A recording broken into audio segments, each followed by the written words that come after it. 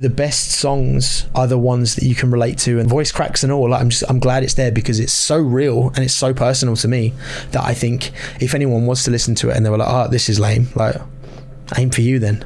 The message of the music, to me, is the most important thing. Welcome to the Spencer Whiteout podcast. Rated R. You have some criminal charges with you, bro. Guess like we're avoiding the sharks. Yo, great turbo neck guy. I'll give you a kiss. You give me your number. That checked out a ton, dude. Tell me you felt. We're Americans. We're the ones that are descendants from the 1776 musket-bearing motherfuckers.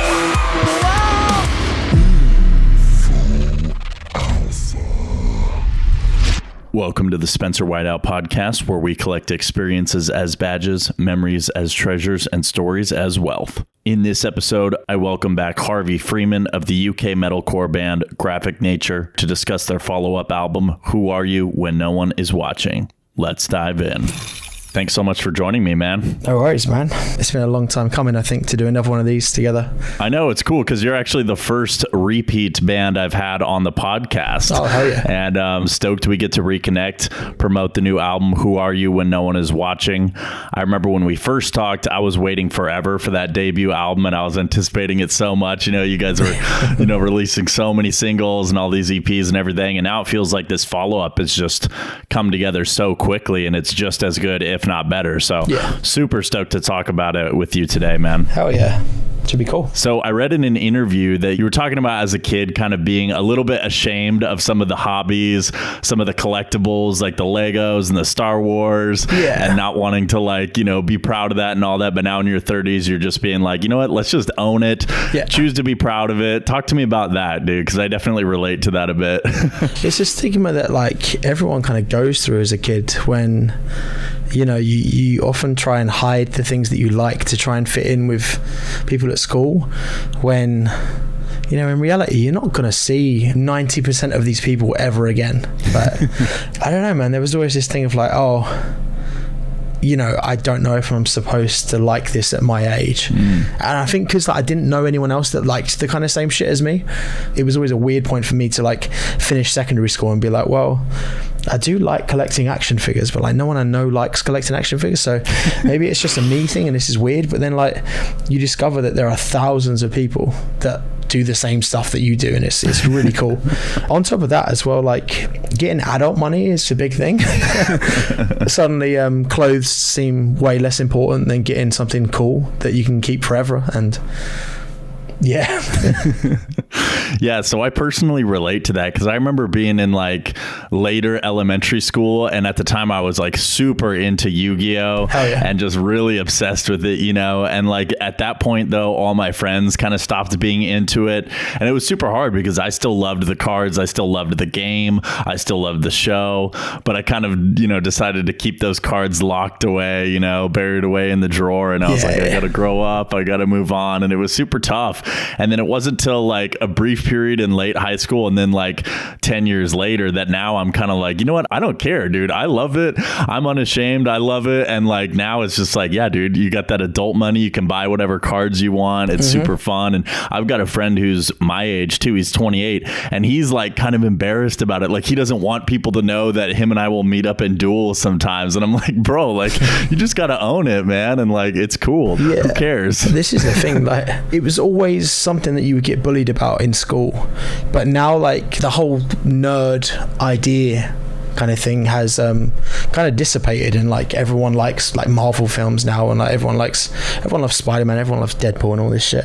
It's becoming a lot more like popular. A lot of people like us that have got back into it. Like when we were on tour like last week, we all decided to buy Beyblades. Oh, nice, dude. Yeah. And Like everyone was like, oh, this is kind of shit. Like, what, we got to spend £9 for this? And I was like, dude, it's like, just wait. Like, yeah, trust me. We'll get the stadium and it'll be sick. And mate, every single day, like without fail, in the green room before we were playing, you know, we've got like 4 or 5 hours to kill. We're just there, just playing Beyblade for hours, and it never gets boring. Let it riff, right? Yeah, so it was so fucking cool, man. And I hope that now that's like a recurring tour thing, because I bought so many, so I need someone to play with. Yeah, it's like the battle of the bands, but it's battle of the Beyblades, right? Yeah. Did you ever like Yu-Gi-Oh? Yeah, dude. I've got like maybe 3 or 4 boxes full, all sleeved because I'm not a madman. I think it was like Yugi's Legendary Decks 1 and 2. So I bought those 2, like just so I could have like all 5 pieces of Exodia and like Dark Magician, like all of the cards that he has in the program. But I did get into it for a while. I like to play in, but like the stages and shit have all changed. So like you've got like link cards and like it's way too confusing now. Yeah, there's too much. And I'm like looking at these dudes playing, and I'm like, I thought it was like I go and then you go and then I go then you go, but they're like big combo card, all this trap card. Like, did you have a favorite Yu-Gi-Oh card? The Red Eyes Black Dragon that came with the Joey starter deck.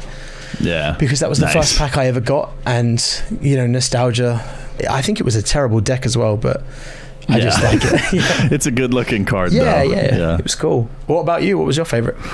Dude, I've got a lot of favorite cards. I mean, obviously Blue Eyes White Dragon is classic, you know. Iconic. Some of the lesser known ones that I really like, that would be Dark Arm Dragon.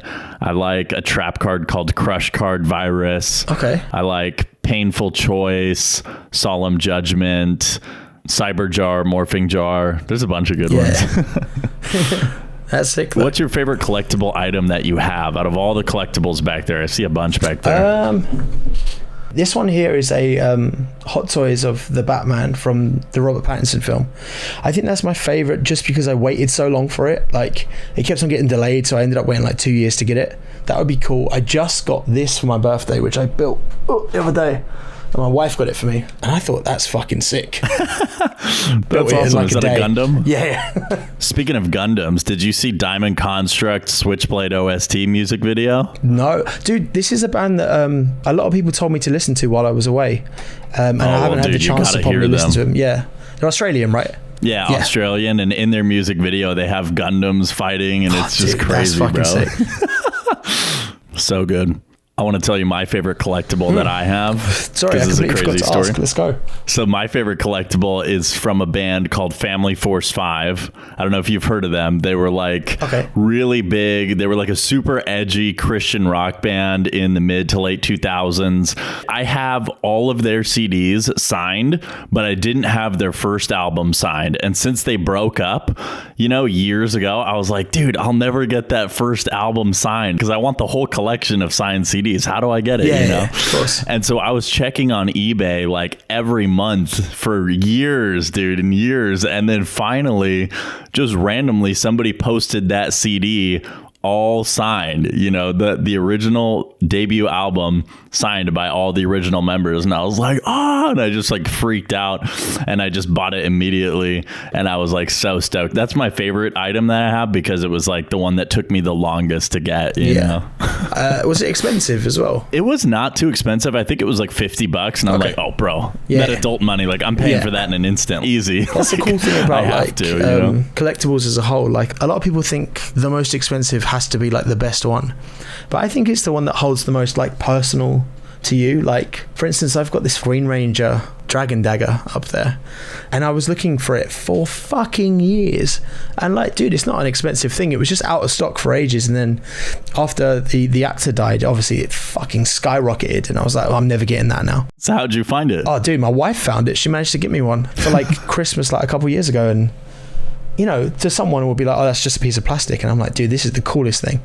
So however much sentimental value it holds to you, it doesn't really matter if it's, you know, £5 or £1,000. So yeah, that's awesome that your wife got it for you too. Oh, dude, she's a massive nerd as well, so it helps. Actually, I got to show you one more thing. Yeah, let's go. This is my second favorite item. Okay. Also from Family Force 5. My second favorite item here is the bling ring. Look at this thing, dude. That's incredible. So it's a like pretty much like a brass knuckles ring of their band logo, and they only had like a limited number. And I also found this one on eBay. This one I spent over $100 on. But I was like, dude, this thing is so cool. Yeah, it's so over the top and outrageous, but I know I only whip it out for special occasions. Yeah. No bands do cool stuff like that anymore. Well, they probably do, I'm just not seeing it. But are you guys gonna do any crazy graphic nature merch? I don't really know, man. Like money is a big issue. we don't seem to have a lot of that, so I would like to. I've always wanted to have action figures of ourselves, purely just for my own collection. 4 hooded figures and one guy with long hair. Yeah, all in black. Absolutely. Yeah. I don't know. Like, I would want to go down the route of like something cool that like, you know, no one else is selling. And I think action figures is a cool thing because, you know, who is that egotistical that they're going to get action figures made of themselves? And I think, you know, I don't think that highly of myself, but I would love an action figure. And I would go down to the point of like, I know exactly what accessories to get, how many points of articulation it needs, like what suppliers to go for. So that's like, you know, album 5 or 6 when we've maybe got some more money. But yeah, something cool like that would be cool. You know, like how Static dressed on the like Game Boy game. Like shit like that. I didn't hear about that. I mean, I haven't played it. I would like to get my hands on it, but I think it's just like a concept game, and like all of their songs are in like 16-bit. And it's kind of, it reminded me of like the Home Alone game. It's like a side scroller, and I think you play as like Ollie or someone. But the idea of that is really cool because, you know, so many bands are doing, we just do t-shirts or a hat or something. So, you know, to have a physical thing that's like, wow, I can use this. I know you can use a t-shirt. I don't know what I'm saying, but that is a cooler thing. Well, when Static Dress played at Chain Reaction, they were selling like VHS tapes. I didn't get a good look. I didn't know what's like inside it or whatever. I don't know if it was just a case or if it actually was a VHS tape that you could pop in a VCR. But it probably was. That was pretty sick. The VHS for sure. Like Ollie likes to do weird shit like that. Okay, so let's talk about headlining the Underworld show in Camden. That seemed like a really big deal, man. Tell me about that. It was like a dream of mine to do so. For me, it was like, it'll be really cool to headline this venue because like that was my go-to when I was younger. Like I saw Parkway Drive headline that venue, and like Suicide Silence supported, and like all of the bands that I loved would play that venue. And you know, I've been in bands for 17 odd years now, and I'd never played it. So we played with Volumes. We opened for them like mid last year, and then our management was saying like, right, let's do a big end of year blowout. And I was like, cool, we'll just do it at the Black Heart. And the Black Heart's like a, you know, 110 cap venue. It's like not huge, but you know, when you fill it up, it's fucking awesome. And then he, you know, mentioned the Underworld, and I was like, oh dude, it's a 500 cap venue. It's a big jump. There's no really in between venue from there. It's like, it's a big old jump. And man, we must have promoted that shit for like 5 or 6 months and just pushed it. And dude, 3 days before Christmas, you know, over 400 people in that venue kicking off. And like, it was insane to me because it was another one of those things of like, oh shit, like people do give a fuck. And it was almost like, you know, when I'm on stage, sometimes if I look out into the crowd, I'm like, oh, this turnout's really good for the headliner. And then you kind of have to rewind a bit and be like, oh shit, like we're the headliner, like you guys are out for us, this is really cool. That was a Christmas present in itself, man. Like I couldn't have asked for a better show. And yeah, I'd love to do something like that again because it was mad. It was so cool. Well, that's awesome. And then tell me about your headlining tour you guys just got off of. How was that? Dude, that was wild. Like I never see like the growth of the band as like a thing. I'm always just kind of focused on how to better ourselves as musicians and how to like up the live shows and shit. So I never really understand like if we're doing a good job or not. And I was really against doing this headline tour because I was like, dude, we just toured the UK like 3 months prior as well. And I was like, oh, it's either too soon or, you know, I don't know if it's going to do well. And like bar like one show, we played one show in Chester, it was a great show, but the venue was far too big for us. Apart from that show, like every show was packed front to back. Like it's the first time we've sold out venues and stuff. Everything about that tour was so sick, like playing the shows and like the amount of people knowing the words and the amount of people stage diving and like from the get-go, it was insane. it kind of really put shit into perspective. Like, maybe things are going good. Maybe they're doing all right. Everything else on that tour sucked because our van kept on breaking down.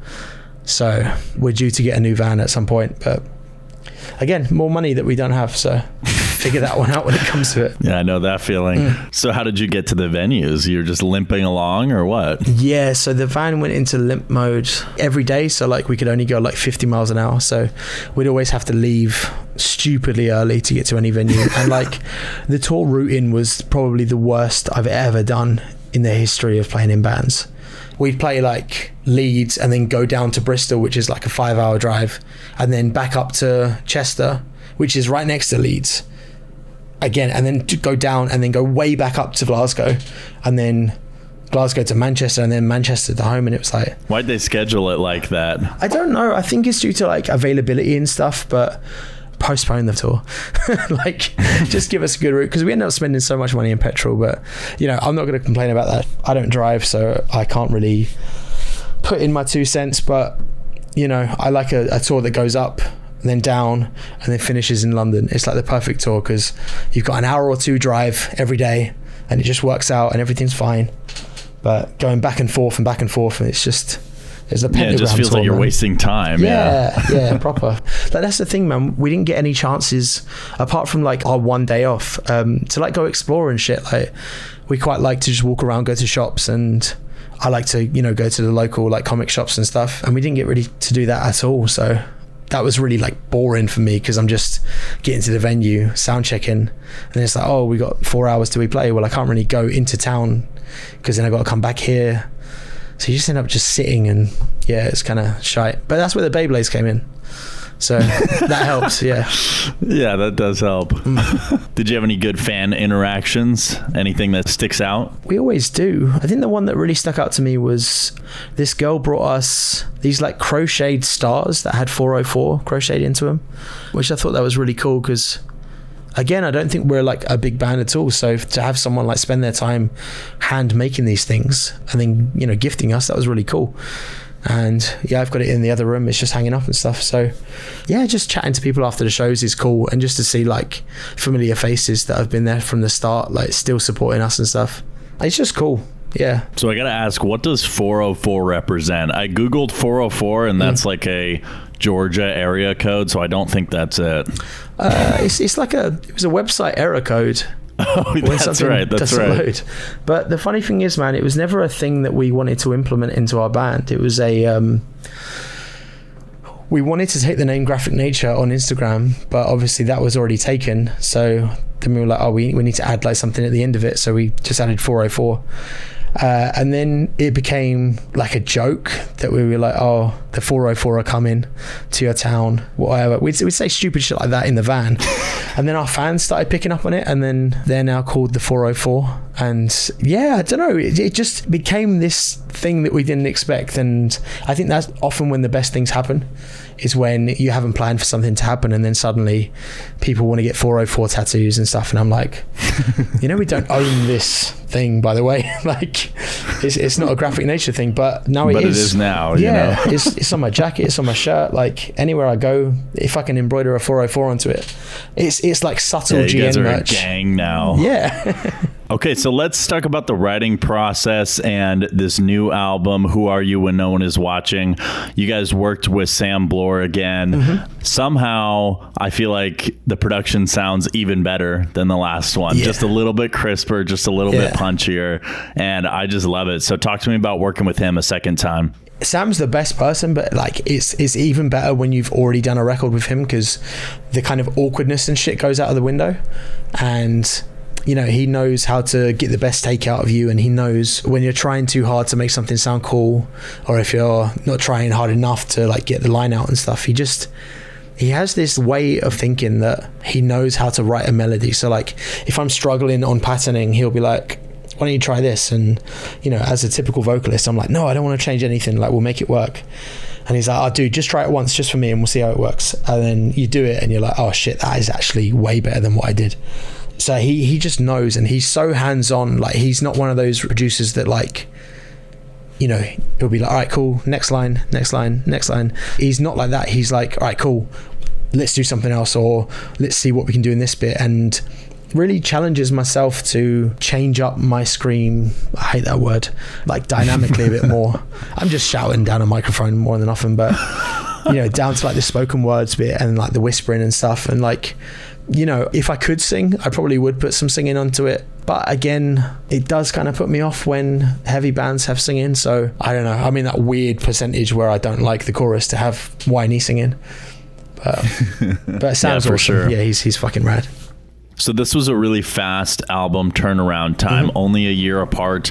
I love that these feel like companion albums, same aesthetic, both 13 tracks. They both have the graphic in the bottom third of the album where it says the album name and all that stuff. How long are you planning on continuing this aesthetic and style? Because I personally love it. I love it when bands do that. I don't really know. I've not really thought about the future.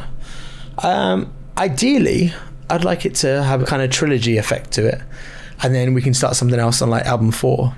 But I don't know, man. It was kind of a happy accident with this one, because the new artwork kind of almost like is like a parallel to the first album. It's in the same kind of location of the person standing in the middle. I don't know, but I do really enjoy it. I really like it. I wish I could say more. Awesome, I just don't know.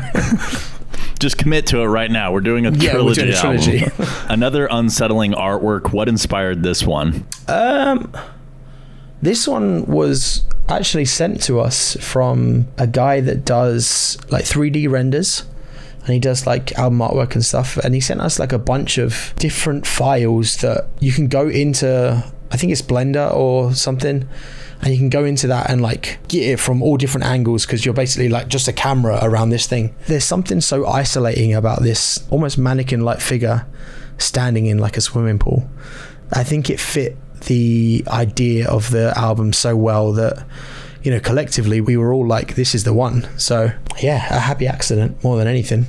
But again, now it's set up the trilogy, so now we have to carry on. It's very creepy. I love it. Yeah. And the swimming pool's all kind of warped and just dark and green. And it's cool as fuck. That aesthetic that we love. Let's talk about a track by track of the new album, and we can talk about the music videos as they come up. Yeah, sure thing. So the first track, Who Are You? This is like a really ambient, just kind of an intro track to set the tone. What do you have to say about that one? I love an intro track. I'm not going to lie and say we're not influenced by Slipknot. Slipknot always had that intro track that set the tone for the album, and that always seemed so cool to me. Even now, I'll never skip to the second song. You have to let the intro play into the first song. Like, it always works so well. There's certain intros that are so good you don't want to skip them. Yeah. Hence the Stranger Things intro. Never skip that. Yeah. I love that. It sets the mood. It sets the tone for sure. That's what I mean.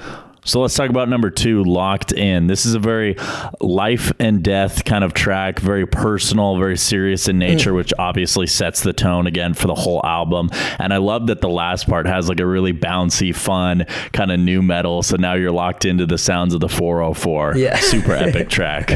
Yeah, it's about like, if I died tomorrow, what would I have to leave? And, what kind of effect would I have on the music scene as a whole? It's always in the back of my mind, like, what can I give? Yeah, that whole thing always plagues me. It's always like, I just don't want to be another no one.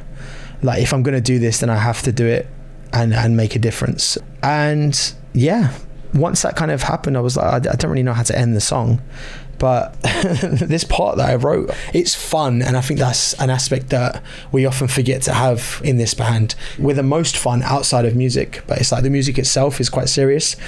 And I was just thinking of like, have you ever watched a show called People Just Do Nothing? No. All right, so it's a big like BBC mockumentary in the UK about like a pirate radio station.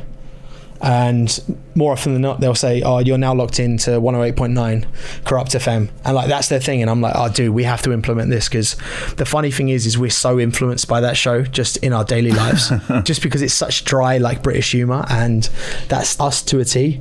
And I sent it to my guitarist, and he just sent me a voice note being like, mate, I love it. And I was like, yes, it's going in the fucking record. So yeah, it was just a bit of fun, and really, really, really fun to play live. Like, when you've got the crowd singing like the 404 what like bit, it's just so sick. It's what I can imagine like being on stage as Limp Bizkit feels like. Yeah, well, you guys already referenced Limp Bizkit with the Bad Blood track. Yeah, we talked about that last time. We did. I think you're one of like 3 people that realizes that that's my own fuck up. Oh yeah, I caught it immediately. Yeah. Dude, the funny thing with that is I was watching an episode of The Downbeat recently, and they were talking about like, have you ever written something and then realized it's something else like after the album's recorded? And I'm like, dude, that was it for me. Like, for some reason was like, this is a really cool hook. And then straight away after the album was done, I got the stems back, it had been mastered, and I was like, oh, my fucking Limp Bizkit. But it still goes hard, so I'm happy. Yeah, so go listen to Bad Blood and then go listen to Hot Dog by Limp Bizkit, and you'll be in for a little surprise. Yeah. So track number 3, Slipknot inspiration. This one's called Blinded. Yeah. And people are drawing the parallel for Eyeless, right? So I'm sure that was an homage and an Easter egg there. Yeah, no. Are you serious? Everyone is so wrong about that. The guitar sound. Yeah, that dude. like high-pitched guitar sound. I it said sounds to like Pete, it. I was like, dude, that's Eyeless. And he was like, no, it's not, man. That's not. And I was like, I don't know. And then people are like, oh yeah, they called it Blinded because it's a homage to Eyeless. And I'm like, okay, like, where is your source? We call it You just Blinded. gotta go for it, man. No. So we call it Blinded because the lyrics of the song are "It Blinds Me," and I initially wanted to call it Blind, but then Korn have Blind, and man, you cannot be original in this day and age. You cannot be original, and that's not a bad thing. That's not a bad thing at all. Like Pete always says, like, we're not reinventing the wheel, but it definitely turns better. So I love that. It's like, it was never a homage to Slipknot as much as we love them, but I'm all for the fan theories. At least people are talking about it. That's cool. I like one of the lyrics in this song. I can't even keep up with the lies I tell myself. That's a really deep one, and it's just, I don't know, just something really true in that. I love that one.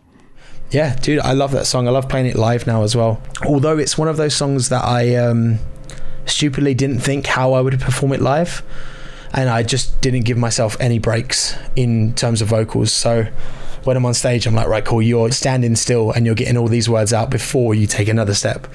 So it's definitely it's almost like training yourself for cardio, man. You've just, every time you do it, you're like, right, cool, just deep breath in and just hope I don't pass out and just carry on. But it seems to work, so. Yeah, for sure. Okay, track number 4, Human. Love this track. This one actually has some melody to it. It was one of those that actually got stuck in my head, you know, when I'm not listening to it, which is, you know, kind of rare for like metal songs to be able to get stuck in your head. And I love this one. This one's got a music video and we got a really hype crowd. I was wondering if you got dizzy from all the strobe lights, you know, shooting that video for hours. Strobe lighting doesn't affect me unless we're on stage. I don't know why. I think because the adrenaline's going and you're kind of like, oh, this is like, because you can't see where like your feet are going and shit. But we did it in the warehouse that we shot the White Noise video for, and because you're only doing like 2 takes at a time, it's not too bad.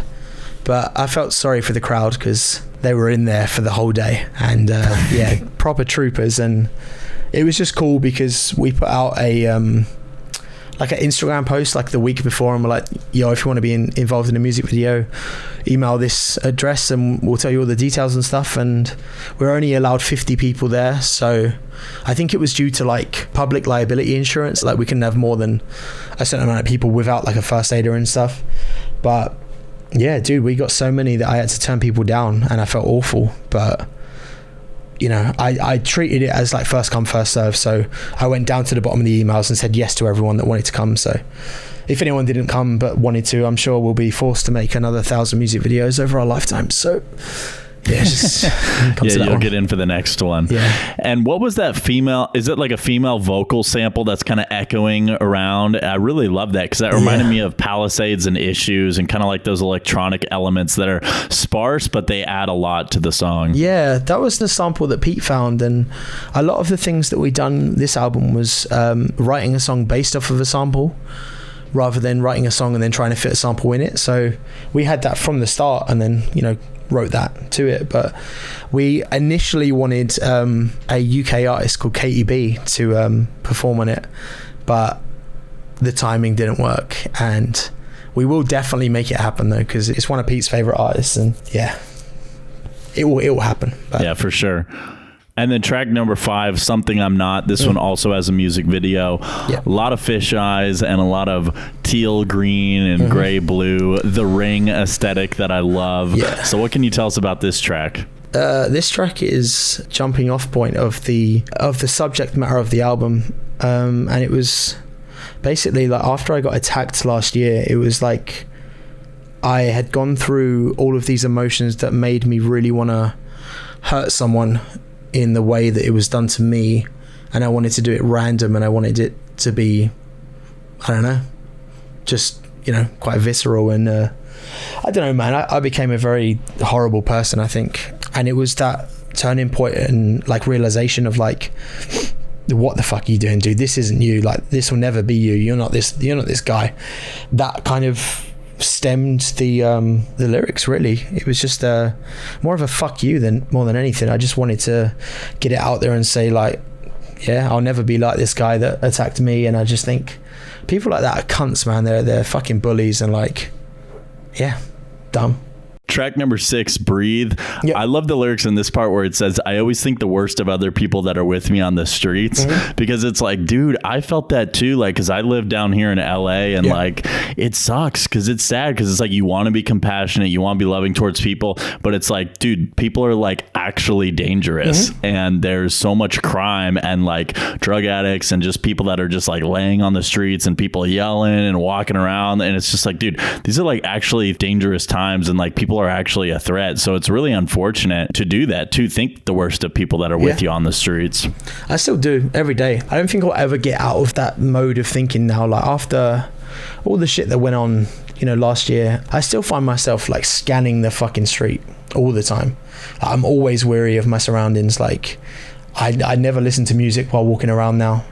Like, my main goal is, if I'm at work, main goal is to get the fuck back home, and then that's it, you're good. It's just about being vigilant, man. And it's a song mainly about like paranoia and all the kind of shit that comes with, you know, developing PTSD, which is, again, another thing I didn't even think, you know, someone like me could get. I thought that was like war veterans got PTSD, but apparently it happens, and, you know, it's what it is. Nothing I can do about it, but, you know, it's definitely getting easier, which is a good thing. So the best thing about it is I get to talk about it every day on tour with people that might not know about it.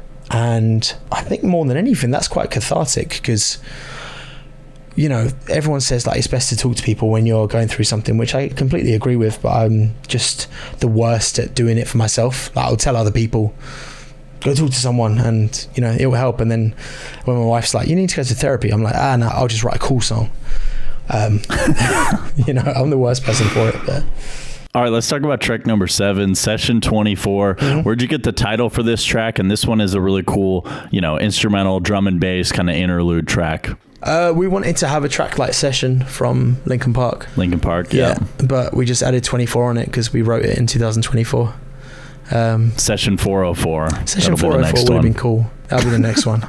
I don't know. We couldn't find a name for it for ages, and we didn't just want to call it like interlude or like a bunch of numbers or some shit. So Session 24 worked, and it was literally written in the hotel we were staying at while we were, you know, recording the album. Oh, so not in the studio? No, we were in the hotel room on the sofa. It wasn't even a hotel; it was an Airbnb. It was like a house. Yeah, just on the sofa, just writing it, and I think it was just me and Pete. Yeah, whether people like it or not, I don't really care. But it was something for us more than anything. Yeah, it's a cool track. Yeah. And then talk about track number 8. What does NFA stand for? That is the only song with the working title that has stayed. It just means no fucking about. Which is what the song is. No fucking about. It's a song about how I wanted to kill that person that attacked me on the train. It was just an angry song, and it was the first, like, I guess, beat down song we've had, which is strange for us, but it felt right. And again, it was another one of those ones, dude, we were like, do we like it, and is it fun? Yes. All right, then it's going on. Yeah, it's cool to branch out and try different styles and stuff. I love that this was a really short track. Yeah. Dude, it hit so hard, even the car alarm goes off. Yeah. Again, that's just, I love that. Yeah, stupid, but it works. And You got a vertical music video for this one, which is kind of funny. I was seeing some hate comments, which was I kept, when I looked at it, I was on my phone, I kept trying to like turn it sideways, and I was like, what's going on? And I was like, oh, they actually did a vertical music video. Yeah, dude. I didn't realize how much it would annoy people. You know, you watch it like this on your phone, and suddenly you have to watch it like that. I'm saving you a rotation, man. Like, watch the video, shut up. I'm saving you a rotation. I love that. Right. All right, so track number 9, Fractured. Yeah. This one also has a music video. Again, you're kind of getting manhandled by all the extras, getting thrown around. Dude, that and I also sucked. love that this one has like a nice doorway. And what does that represent, you know? And you got all these fingers coming around the doorway, like super creepy, super cool. Tell me about that music video. Fractured is about being neurodivergent and stuff. So I got diagnosed with ADHD last year. I might have spoken to you about it, but it's basically about like growing up, not really understanding why your brain works differently to someone else, and then kind of coming to terms with it. And the lyrics, they say your wires are crossed, but I say I'm wired the same. It's like, you know, no one really understands that shit, and everyone has their own idea of how someone with ADHD or Asperger's is supposed to act. And I find it really fucking annoying and stupid sometimes, because it's the people that are unwilling to learn about something that are the most ignorant about it. And just like anyone else, I think a lot of people have spoken to me about it as well and been like, this is really cool that, you know, a band of your heaviness and a band of like, you know, we're not the prettiest of dudes, and we're not the poster boys for any kind of, you know, resurgence or some shit, but it's cool that kids are coming up to me after the shows and being like, wow, like you're really different from when you're on stage, and now we can have a conversation about like your struggles and my struggles. And what can you tell us about track number 10, Low is kind of self-explanatory, man. It's when I was at my lowest point and I was kind of writing about feelings and stuff, and like, how am I supposed to grow as a human when I'm, you know, I've been feeling this way for 6 months. Like, surely it's supposed to get better at some point, but it just hadn't. And it was more frustration more than anything. And yeah, it just comes down to like how you perceive yourself as well as a human after that, I think, because, you know, you end up resenting yourself because you think it's you that's doing something wrong. And really, it's just a journey, man. You've just got to get through the shit. And once you're kind of past the point of being like, okay, cool, I'm starting to feel a bit better, and I'm starting to understand why I was feeling that way a bit more, it does get easier, but you know, it never goes away. So I think having a song like that is really good, because anyone can go into that state of mind at any time. And you know, for them to have a song like that where they can be like, oh, okay, cool, this dude felt the same way as me, this is almost cathartic. And as well, it's got a cool breakdown at the end. Yeah, great track. And track number 11, To the Grave. Dude, I have to ask, have you heard of the deathcore band To the Grave? No, but I have now. They're like an actually really popular, cool deathcore band, To the Grave, and I was wondering if you'd heard of them. Yeah, so I found out about them the day that our song came out. I genuinely had no idea who they were, so I'm terribly sorry. But I'm also not, because what can we do? Right. But this is a really cool music video too, and this one I think is the most powerful music video. Obviously this one is, you know, referencing the attack you suffered and all that, and so it's a pretty cool like catharsis for that, you know, being able to put it out there as an art form. Tell us about kind of the music video and all that. So we wrote Fractured and To the Grave together, and it was only meant to be 2 singles, and then we were going to figure out what we were going to do after that. And it was only till after we, you know, recorded To the Grave, realized we wanted to do an album. So To the Grave was meant to be the only song that was about this event, and that was going to be it. And then it was like, right, cool, then we move on. But I knew I always had more to say about it, but at that point in time I was so hateful to, you know, anyone who like fit the description of that guy. I just hated. And it wasn't a race thing, it wasn't anything like that. It was a, you know, if someone came onto the train with a belly on, I was like, all right, I don't trust it. I'm either super on edge now and I'm like ready to go, or it was like, I really hope something terrible happens to you, which is an awful way to think. But yeah, that song is just about just more hate, more dumb shit to complain about. But I like the song a lot. Well, yeah, I mean, it's a great song, and it's a really powerful music video as well. And so now coming to the last two tracks, When No One Is Watching, I love the lyrics here. Maybe it's for the best I push everyone away. And so the real answer is I don't want to be here anymore. I've pushed everyone away that I love. Maybe it's for the best that I go. Obviously super heartbreaking and depressing and sad, but at least, I mean, it's honest. And like I said, I mean, it's a catharsis to like get this stuff out there and put it in art. Yeah, my main goal for this record, and I think for like A Mind Waiting to Die as well, but more so on this album, was to just be as real as possible.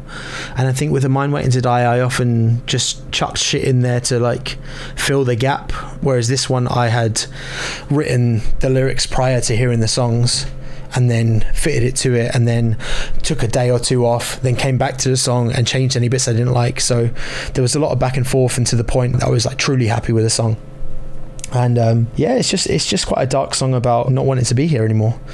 And the best songs are the ones that you can relate to, and the ones that don't have any metaphors, or there's no like story about a boy. It's like, this is a story about me, and it's not even a story, it's me fucking telling you what happened like 6 months ago. Like, I genuinely didn't want to be here anymore because I didn't know how to cope with this fucking emasculating thing that happened to me as a 32-year-old man.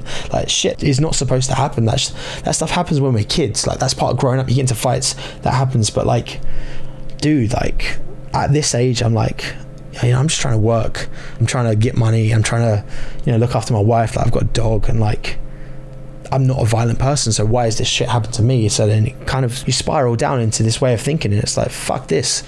Like, if this is it, then no, I'm good, I'm out.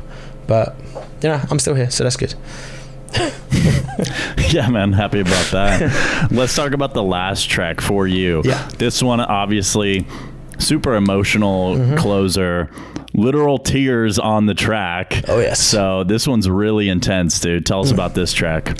This track is something I wrote after I hadn't really been communicating with my wife much during that period of time, and we were in here like painting the room, and we just had a conversation about shit, and like, it was the first time I'd like opened up about the whole thing and been like, look, I'm just going through some shit and I don't really know how to process it or whatever. And she was like, you just need to cry. Like, you need a good cry. You need to like get it out, and then you can start to move on. And I was like, no, I need to hold it in and put it on the record, because I feel like that's the best thing for me to do, is just put my all into this record. And it's the most honest, and yeah, it's heartbreaking, but also I think it's an important song because, I'm a 6'2" dude, but I have a breaking point as well, as a lot of people do. So I think for people to hear that at the end was a shock for a lot of people, but also like Sam, our producer, like, I think the last 2/3 of that song were completely one take. Sam was like, you can't record anymore because you're never going to get that much emotion into your vocals at all, so we're just not going to do it. And I was like, I didn't really know what to think, because I was like, I've putting this out into the world in 2 months time.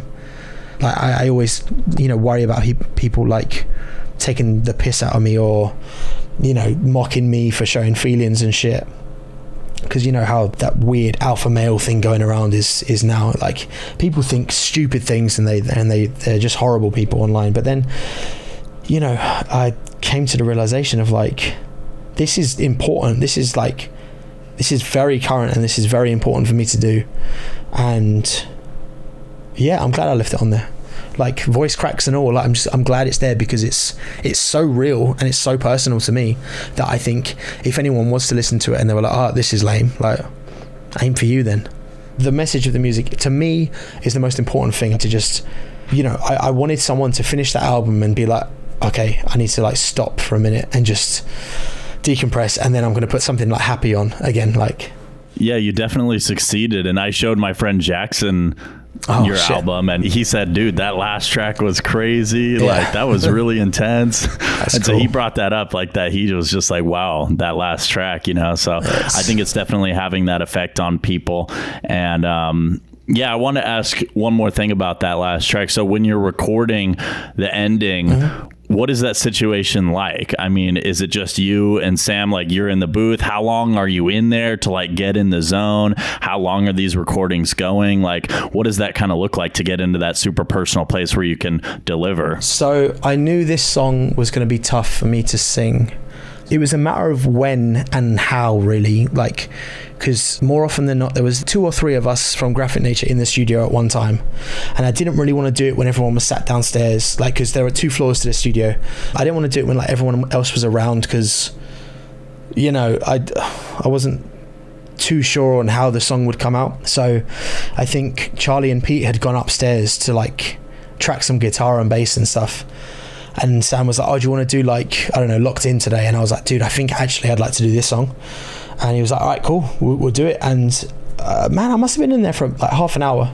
It was straight away, like, as soon as I did it. And it was never my intention to break down, but I think just almost finality of, I don't even know if that's a word, of getting into the booth and just saying these words. You know, you can hear after the like tiny little liquid lo-fi drum and bass kind of thing. With every line, my voice starts to break and break and break, and then it's like, at that point, I'm like turning away from the mic and like breathing in to get the next line out, because it's so hard to like shout when you're crying. It's a really weird thing. So it's like almost like composing myself between lines, and yeah, it was all just one pass. Like, so I think I'd done it in my head so many times that I was like, I know exactly how it's going to sound, how it's meant to come across. By the end of it, it was just like, oh dear, now we're like sobbing.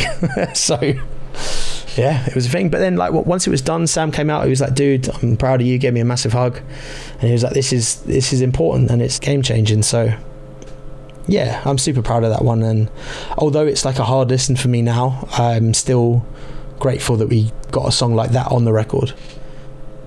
Yeah, definitely, man. And I love those lyrics too, where it says, I've carried this weight on my shoulders for so long and it's beginning to drag me down. I let one bad day in my life define who I am. I'm starting to find my way out of the darkness cast on me. I told myself I just need to make it through one more day. So good, man. Yeah. Love those lyrics. It was almost like my melodic hardcore fanboy came out of like retirement, and I was like, that's the kind of vibe it needs to be. It needs to be that like more than life kind of like never ender type, just shouting and just as much as I could put into it. And yeah, I'm glad it came out that way. And yeah, they're tough lyrics, man, but I'll listen to it again one day, I'm sure. So last question here. This is a deep question. How do you want to be remembered? I don't want to be remembered as someone that's overrated, and I don't think we ever will be that, because I think in the grand scheme of things, we're a very underrated band, which I actually really appreciate. I don't know, man. I would like to have a significant change on the way that, you know, men are perceived in general when it comes to mental health speaking. And I think there are a lot of people that are out there doing the right thing for it, which I think is great. I don't necessarily think there are a lot of people doing it in music to the extent that we are, and that's not to blow our own horn or anything. I just think there needs to be a bigger amount of people doing it, which I think it's gonna happen at some point. But if I'm not here, I just want to be remembered as the person that tried to do something at least. And yeah, whether I'm here in a few years or not is a different story, but we'll see. Hopefully I am. I don't want to die yet, but yeah, we'll see. Yeah, we need that trilogy album. We need the trilogy album. Yeah, then I'm gone. No, I'm joking. No. All right, dude. Well, what's next for you guys with Graphic Nature, and also where can people connect with you?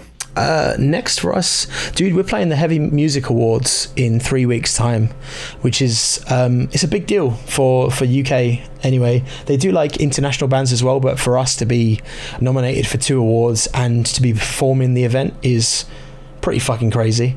It's one of those places where other bands think it's the Grammys, so they wear really stupid outfits, and I really want to take the piss out of everyone and just come out with the most garish thing. Like, I'll get myself one of those rings that you've got that just says 404 and like a massive chain, and like just come out like an absolute C word, and just have a good time. But it's a really cool place, and I think, if anything, I'm more excited to play the event because there are so many people from everywhere, like bands-wise and people-wise, that I think it'll be a really good place for us to be performing in front of these people, because, you know, shit, it only takes one person to be in the audience and then suddenly you're on tour with your favourite band. So, fingers crossed. Yeah, so what song are you going to play? Oh, dude, we've got to do a whole set, so it's 25 minutes. Oh, really? So nice. We've got a nice mix of A Mind Waiting to Die and Who Are You? So... yeah, see how that's goes. Awesome, man. That's really exciting. Yeah. Well, good luck on that. And where can people connect with you? Anywhere, man. Our main one is Instagram, Graphic Nature 404, or YouTube. If you type in Graphic Nature, it should come up. I wouldn't type in Graphic Nature on Twitter because it's quite a literal rendition of Graphic Nature, and there's some heinous shit on there, man. But maybe just leave it to Instagram and YouTube or Spotify. Yeah, always Spotify, add the Apple 404. Music. Yeah. Right. Thank you so much for being on the podcast with me again. Yeah, it's been super really fun. Awesome. Oh yeah, thanks for having me. Thank you so much for tuning in. I want to welcome any new listeners to the podcast and let you know that there's lots more metalcore band interviews coming soon, including Gravemind and Alt. So follow the show and keep up with me on social medias at Spencer Whiteout to stay up to date. Also, be sure to leave a rating/review. 5 stars is a power play. As always, stay tuned, stay hyped. That's a wrap. And that's it.